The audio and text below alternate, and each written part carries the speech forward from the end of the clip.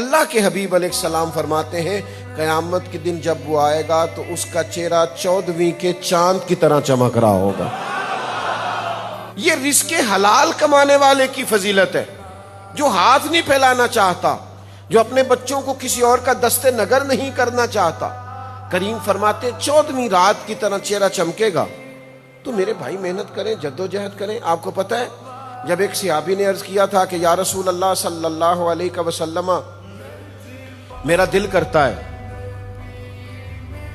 کہ میں سارا مال اللہ کے راستے میں خیرات کر دوں، تو حضور فرمانے لگے چوتھا حصہ دے، ہم نہیں چاہتے کہ تیرے بچے بعد میں دوسروں کے آگے ہاتھ پھیلائیں۔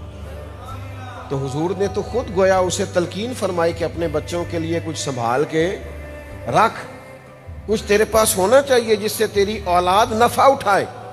لیکن وہ ہمارے ہاں اپنی اپنی تشریحات ہیں اور اپنا اپنا زاویہ نگاہ ہے، اور لوگ اپنے حساب سے چیزوں کو دیکھتے ہیں۔ تو فقر وہی ہے جو مدینے والے محبوب نے بیان فرمایا۔